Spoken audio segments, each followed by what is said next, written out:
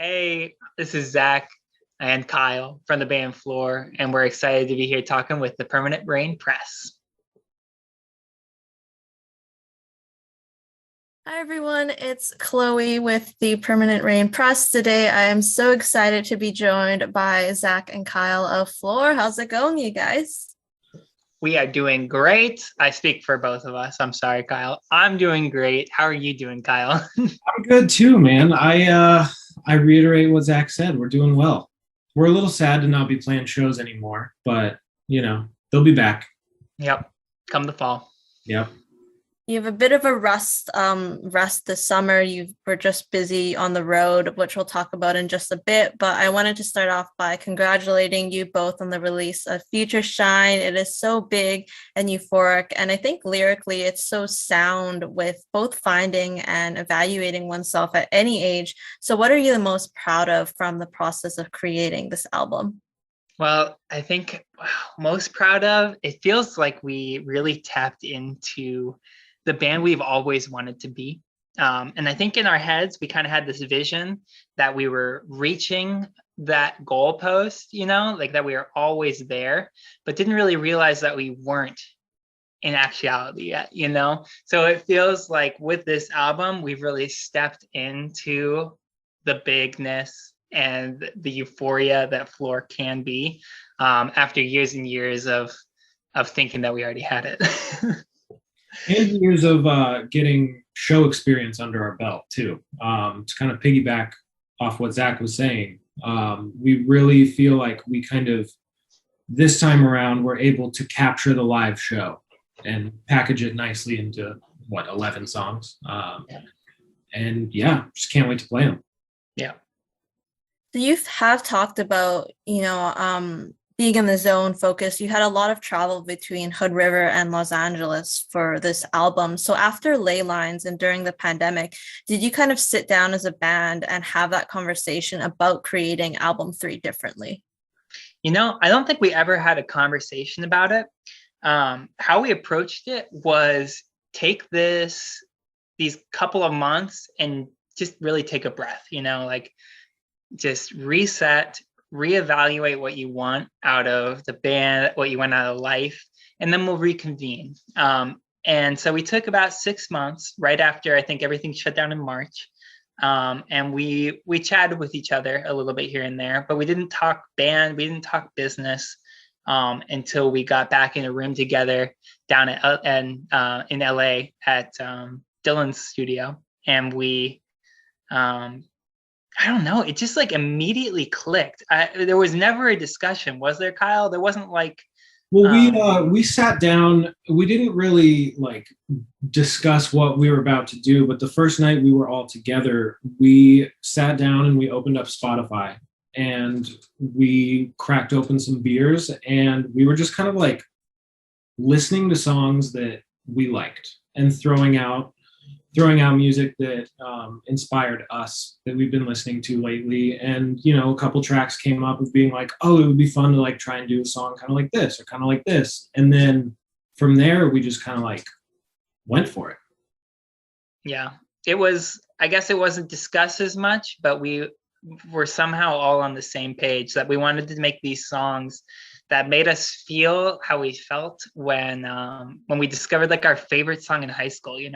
When you find that song that you can't help but share with your best friend as soon as you hear it, you like just send it off immediately. That's the effect we wanted to have with these songs. And so I think we use some reference because I think that's the best way to create. We like find a baseboard and then that was just the goal, make songs that people want to share and want to be a part of their lives. In terms of song selection, I would say for the most part, it's a pretty sunshine self-care album, but why was it important to still include and actually open with something more cynical like 24? For me, it was important because first of all, I just wanted a song that was cool and spooky like that. But second of all, I really wanted to at least, what's the word I'm looking for? And it's not like pay homage because that's not what I wanted at all. But like I wanted to like recognize the 2 years that we had just been through, right? It would be a little bit unrealistic to just glaze over 2020 and 2021 because they were impactful and they were horrible, and so we wanted to like kind of just address the state of the world. Yeah. That's the best way to say it. We wanted to address it, but we didn't want to dwell on it. Exactly. No, Big Shot is so powerful. I know Zach did not think he had it in him to belt so loud and high consistently. For Kyle, did you, McKinley, and Dylan know that Zach had it in him?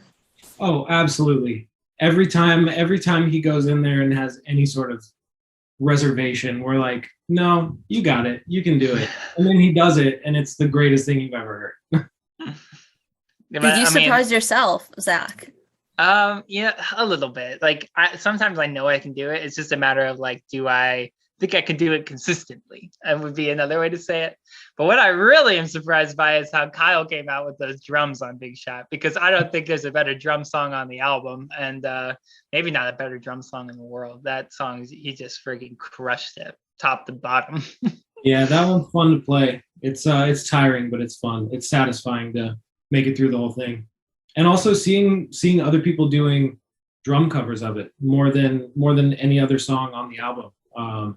We're getting a lot of drum covers coming in, and also some like drum and bass covers. So it's just fun seeing the way other musicians can latch onto it and make it their own. For sure. I know you guys are so humble, but it must just be like a bit of validation when you kind of see people, like you said, making it their own and coming up with their own interpretations. One of my favorite songs off the album is Play Along. It has the line, "We used to run as if it mattered." Such a good way with words.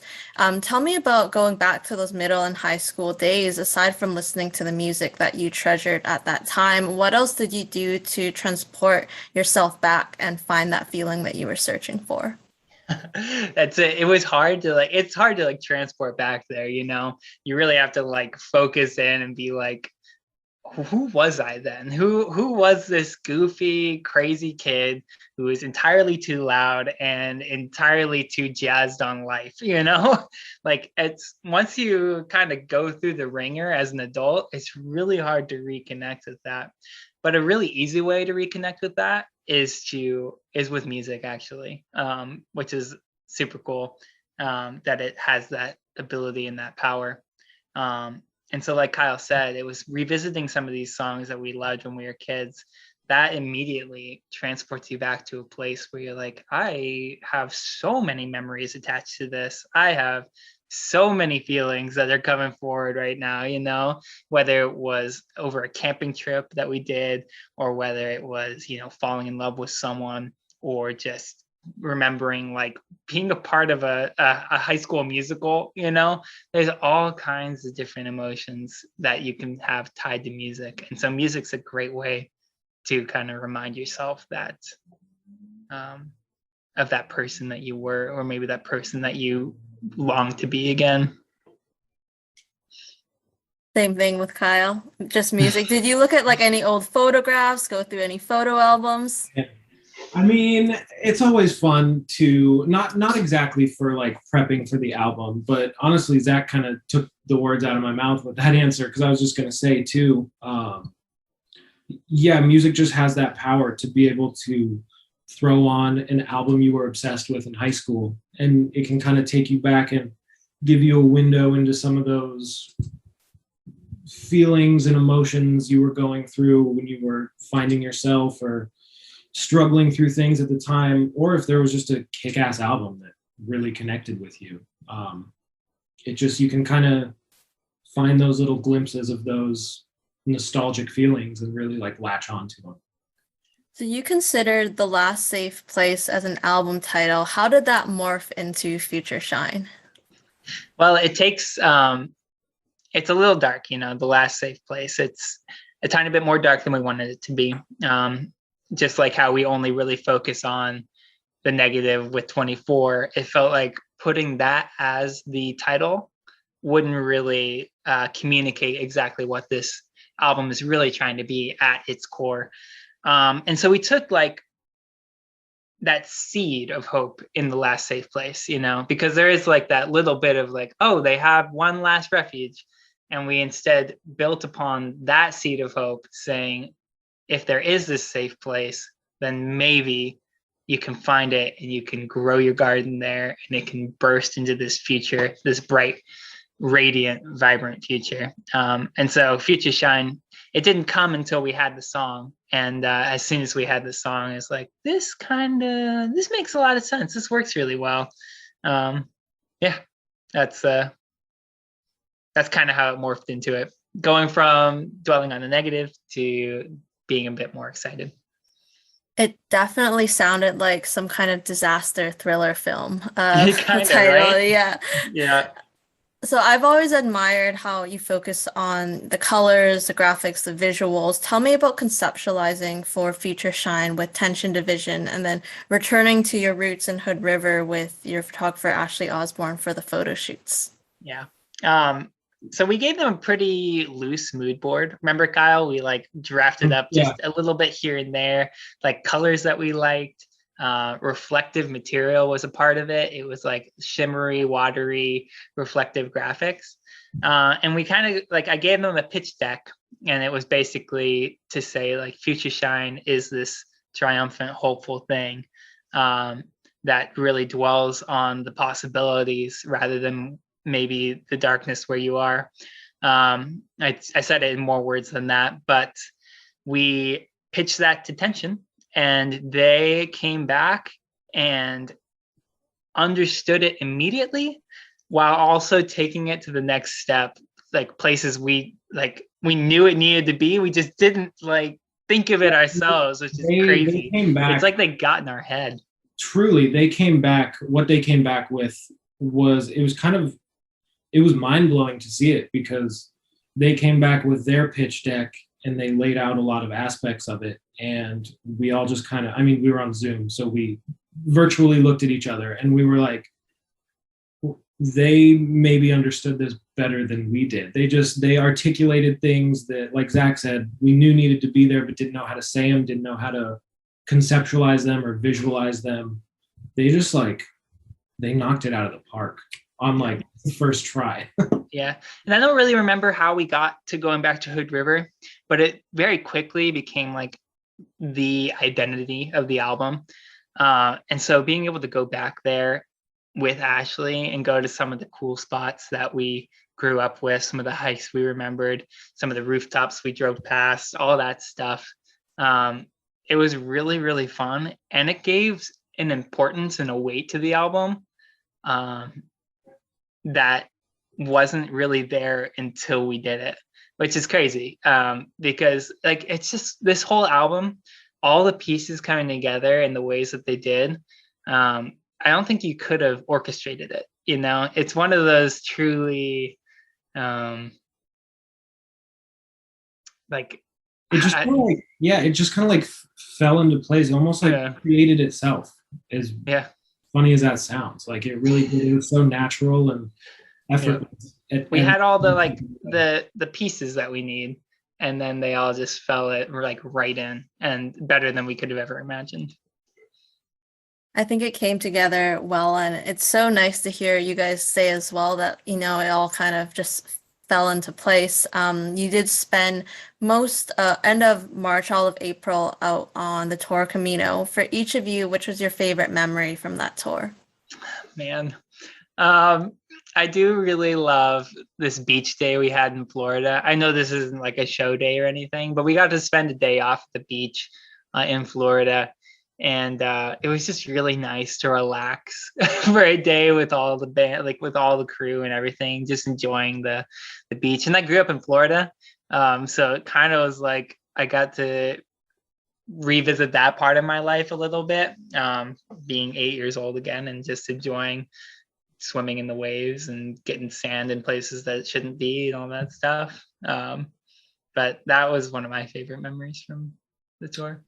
It's hard to narrow down just to one. We had such a great experience on that run, from the band Camino, those guys themselves, their crew, their management, even Hastings and their crew.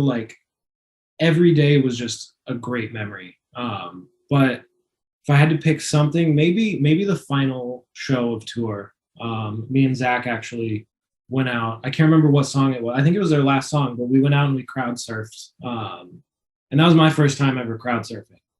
So I loved that, and I will never forget that one. That was pretty fun. That was awesome. We should do it again. Every night of the Future Shine tour, we'll be seeing you crowd surfing. Somehow we gotta get Instagram. Kyle out from behind the drums. We'll figure it out. So I did want to know, you did have some tattoo artists from the society in the green room in Seattle. And Zach, you'd been saying this was your very first tattoo, but correct me if I'm wrong. Did you not get a tiger blood tattoo in 2011? Does that not count? I did, but that was fake. It's like that big. I looked back at my tweets and I was like, I swear I like asked, did you guys get a tattoo? And you're like, I got a tattoo. So, okay, debunked. But this one, this one is a nice bird. So maybe it's a bit more like relevant nowadays. This one feels like an actual intentional, like I went and I got something that I really wanted to get. Whereas the first tattoo is just like popping into a studio, dropping $20 on the counter and getting a little teardrop. Yeah. Do you still have it, or has it like completely faded? It's perfectly fine. It's great. I think mine's the only one that survived that long, actually. Everyone else is like sun damaged and worn away. Mine's great. So kind of speaking about this big rock star energy, I wanted to talk about a tweet that was from a show in March. That I think you've seen this tweet. Flor was great tonight, obviously, but what was better was watching the drunk girl in front of me search Flor, Floor, then floor band long hair, then floor band long hair, not singer, before finally spending the rest of the set on Dylan's Instagram. So is this a common occurrence? Does Dylan get a lot of love at your shows? Well, Dylan's incredibly handsome. If you haven't seen him, you just look up floor band singer long hair, floor band not singer long hair, and you could see him. But I think it does. I think a lot of people really gravitate to Dylan, which is. I mean, how can you not? He's got that. I don't think it's possible not to. You know. Big flowy shirt, kind of unbuttoned. I mean, I stare at him the whole show. Yeah. I really do. I would too if I wasn't working so hard up there.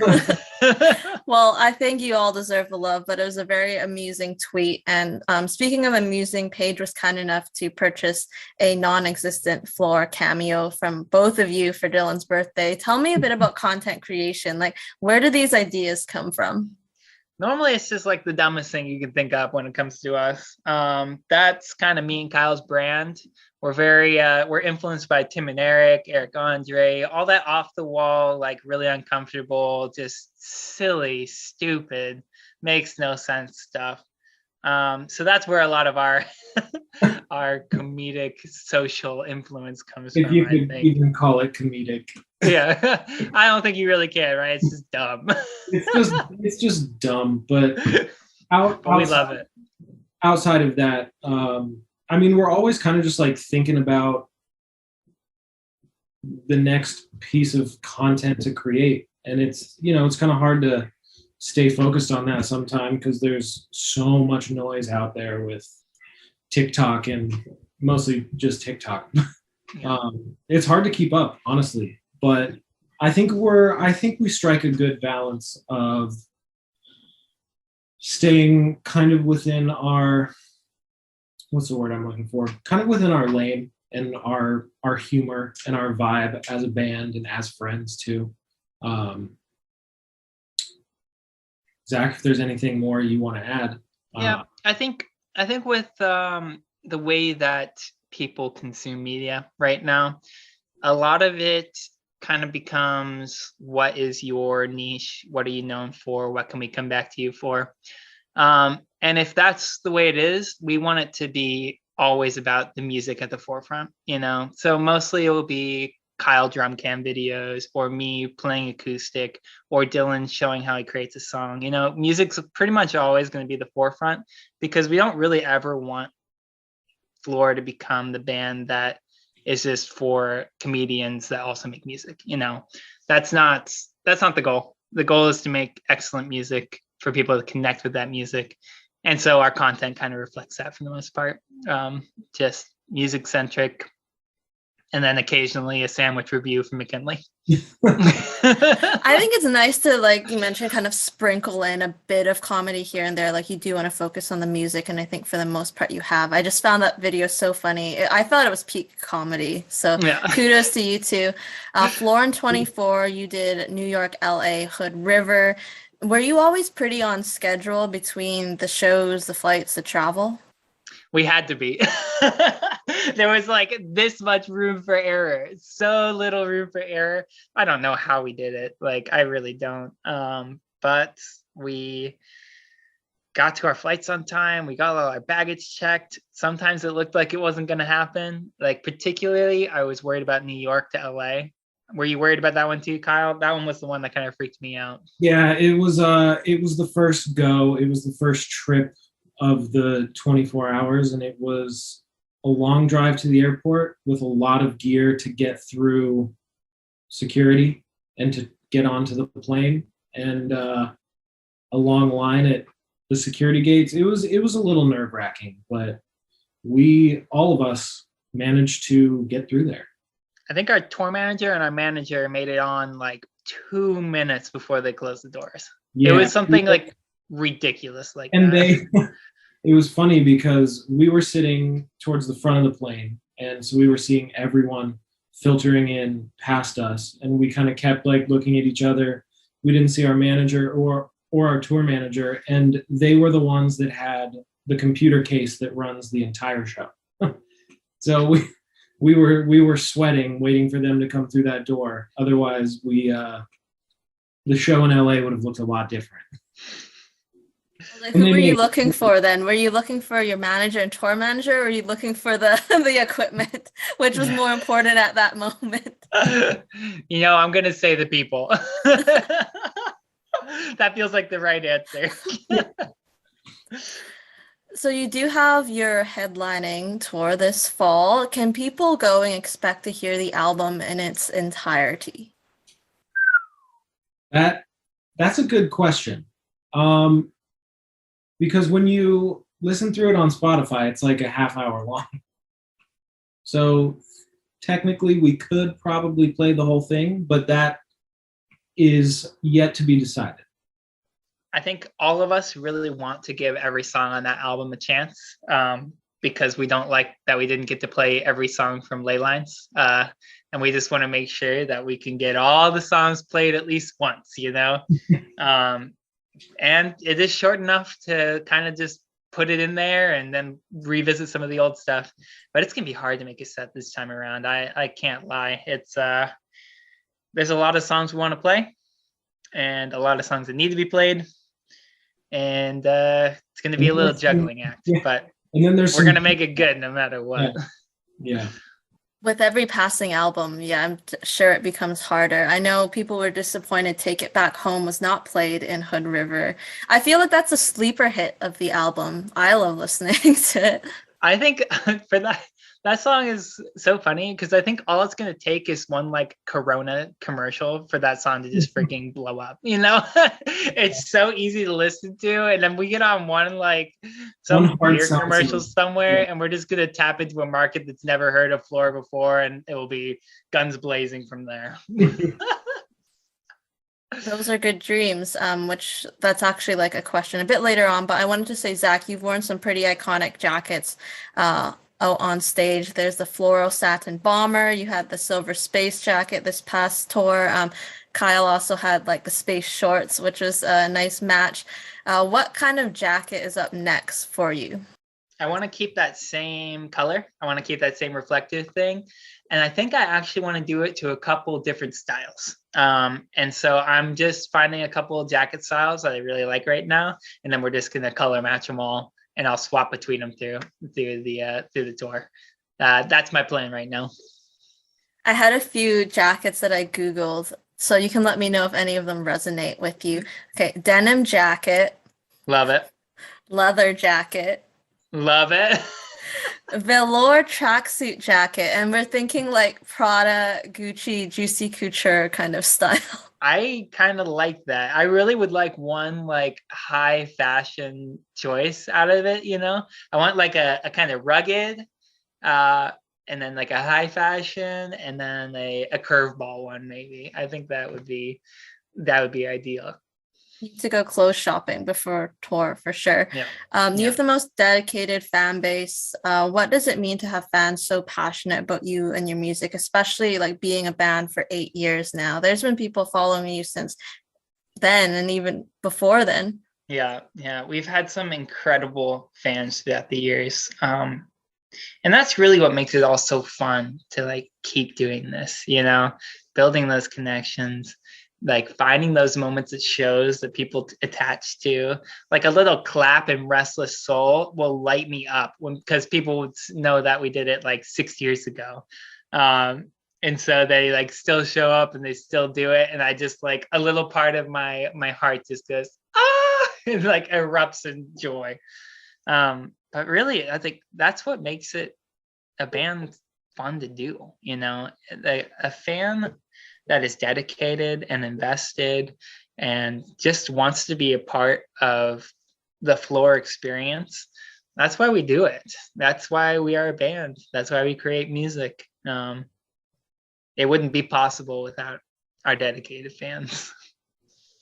And it's also fun from our perspective too. I mean, like you said, we've had some fans that have been supporting for over 8 years, a decade if not more. It's also fun as we're all getting older to watch, to just like grow up together with our fans, and see people who have been around since the very beginning, just see them like growing up and excelling in their careers and in their like family life and everything, and seeing fans have like babies and their babies being brought to the floor shows. It's like a really really incredible feeling, and it's a really incredible thing to be able to see that. Speaking of babies, you have like the number one fan that's a baby, obviously. McKinley's little one. Has it been fun having Daisy on the road for the shows that she was able to go to? It's been so much fun. She has a little floor onesie, which I think is bootleg, but don't tell anyone. And she also has a little pair of earphones that she wears, and it's been so much fun getting to meet his child and just seeing him step into fatherhood. We're so happy for him and his partner and his wife. It's really special.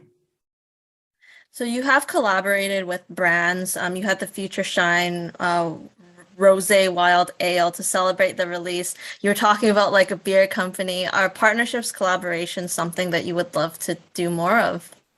Yeah, when the right thing comes along, it just makes so much sense. We were all so excited to make that, to be a part of that Wild Ale.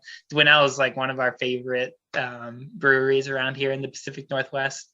Just super interesting how they do things, all like wild and just like crazy, I guess. Like it's never the same, and you never really know what you're getting. But it was a delicious beer, and I think it'd be sweet to just put floor everywhere. You know, particularly I'd love to see us in some like FIFA video game stuff. You know, that'd be kind of cool. Maybe make a skateboard deck with some people. Yeah, you know, I think it's cool to have our name everywhere, and the collaborations, as long as it makes sense and as long as we're both fired up about each other, it's like some of the funnest stuff you can do. It is, and it's also really fun to like be able to hold, like physically hold something in your hand that kind of just like brings the album and the band to life in a totally new way, whether it's a beer can or a skateboard deck, or I mean, Yeah. whatever, it's Yeah, always one of the best things about being able to collaborate with someone is that you're working with an expert in a field that maybe you never thought you would be able to even like get your mind around, you know. And so getting to work with experts that are passionate and excited about their craft, and being able to express like how passionate and excited we are about floor, it's just such a cool thing. It's wonderful. I think you need to collaborate with some kind of local florist. I keep thinking like you need a signature floor bouquet or a house planter or something like that. That's That could be pretty awesome. It's pretty on brand. Yeah, really on brand. So Hart was using Netflix's Heartstopper. Very cool. The most fitting scene, Charlie Spring, the protagonist, learning how to play or practicing rugby on the field. When did you know that the song would be used, and what was your reaction seeing it for the first time? I think they reached out to us back in September of last year, September 2021. They reached out to McKinley on his personal email, and which is maybe not the best way to go about things because it might not have ever made it into our inbox. But he responded, got it to our manager, and we were like, of course we can do this. Well, we'd love to have our song be a part of this. And honestly, we kind of forgot about it until about a month out, and they were like, Heartstopper's coming and your song's right here. And we finally got to see the scene, and it was awesome. I honestly think it's like the most fitting spot for it. Just like him rising up and saying, I can do this no matter what people say. That's what the song is all about. Somehow they nailed that absolutely perfectly. So props to the music supervisor there. But it was super cool to be a part of that because it had like a real intense moment with people. And it was fun to be kind of swept up in that.